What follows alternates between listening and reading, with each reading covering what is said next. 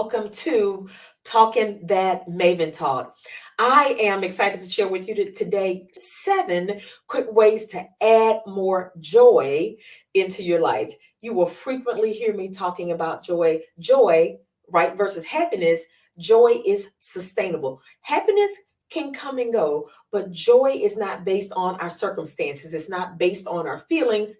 We are grounded in, we can have joy even through our saddest moments. That sounds confusing because we feel like joy is like glee, happy, jumping around. But for me, joy just sometimes mean me being settled in the thought of knowing this is all going to work out. This is maybe a tough season in your journey or my journey.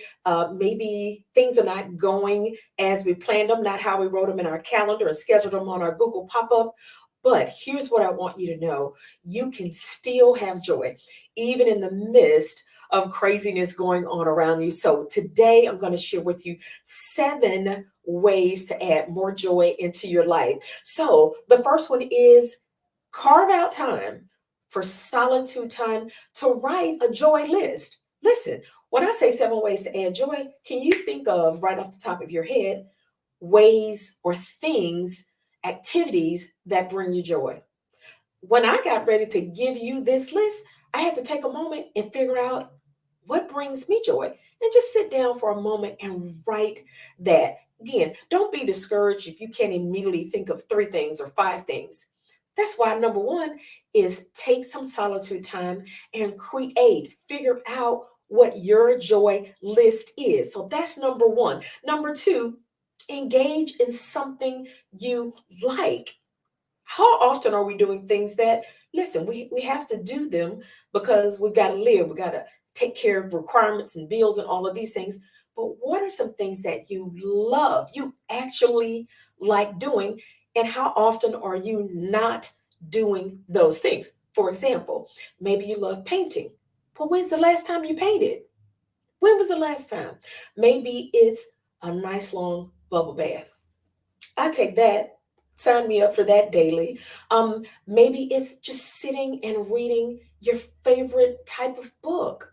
When was the last time you just sat and read? Not reading for learning per se, but just leisure reading. Maybe you enjoy cooking in a leisure way. I would not sign up for that, but maybe it's baking. Okay, maybe baking really brings you joy. When was the last time you did that? So number two, carve out time to do those things that you wrote on number one as things that actually bring you joy. Number three, get support to deal with your sadness or anger.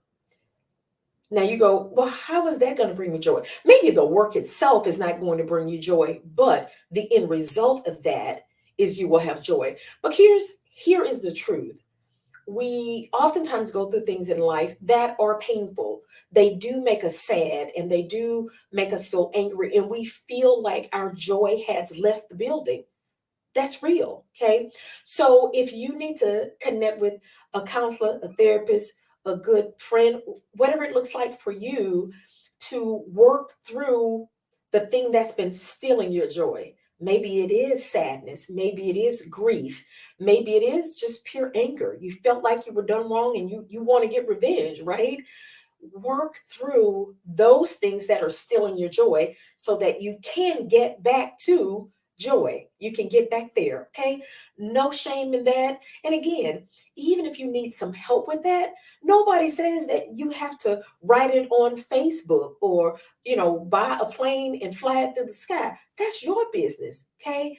You are not required. So if there's any amount of shame or shyness about getting the help you need because maybe you don't want other people to know, sis, nobody has to know. That's your business. You do what you need to do for you. So that's number three. Number four, take some time to write.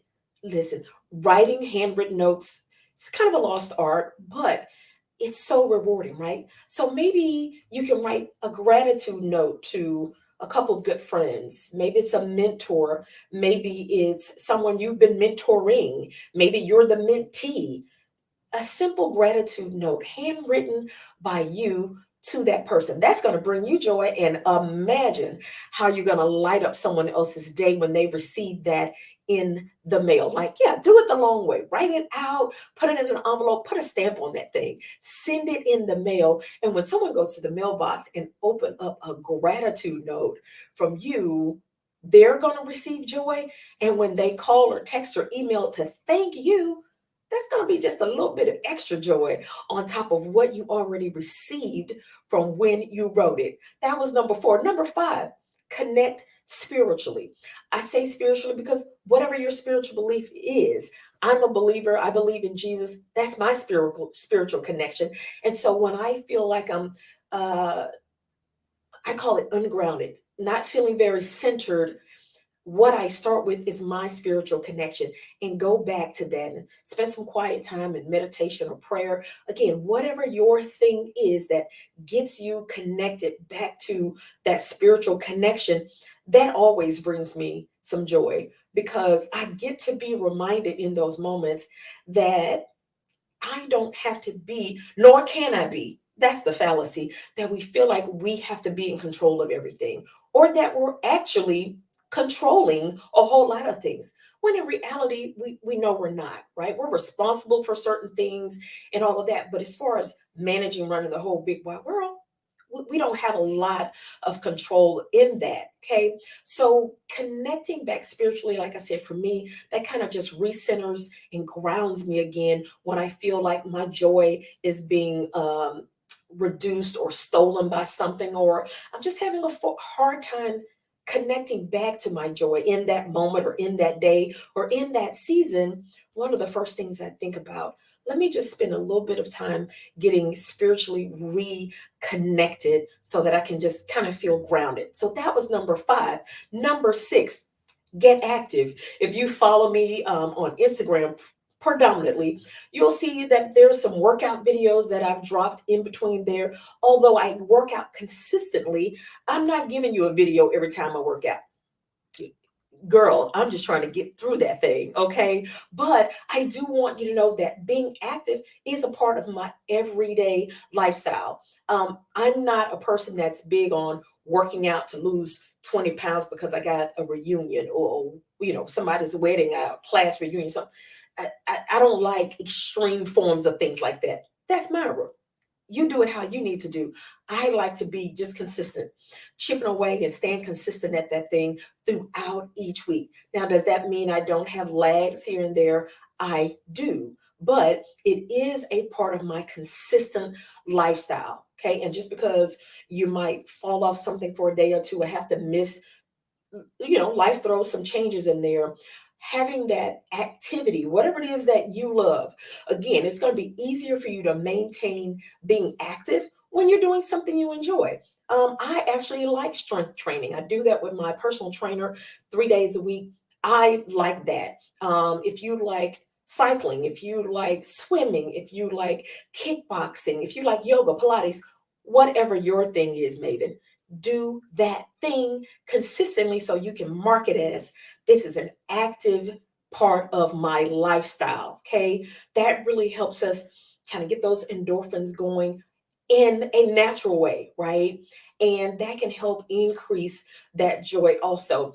And here is the very last one. And this is something that I just started incorporating in my life this year, 2022, and that is imagination sessions.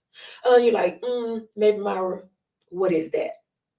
So imagine when we were children and we could sit outside or, under a tree and just imagine what our lives would be as an adult. Imagine the careers we would have. Imagine the places we would go. How much fun and joy that brought to our lives. We get away from that as adults because we're busy trying to fulfill the thing, right? That we were imagining before. But what is it that you used to dream about that you don't dream about anymore, but it's still in there somewhere? Have an imagination session where you just imagine all the possibilities. Listen, your imagination session, don't put any limits on yourself. None. Imagine as big as you can, as colorful as you can, as detailed as you can. Imagination session that wakes up all the possibilities and the joy that we could have about the things that do bring us joy. Okay, so that ties back into number one of just making a list of things that actually bring you joy. And maybe you say, today, Myra, I don't know what that is. I don't know a thing to write on that list yet. Then I'm going to give you a lovely homework assignment. Spend some of that solitude, that quiet time that I'm always talking about, and figure out three things. Start with three. What are three things that actually bring me joy, that lights my heart up, that helps me feel inspiration? Figure out at least three of those things and start doing them. I don't want you to just do part A and figure them out and then you never incorporate them into your life.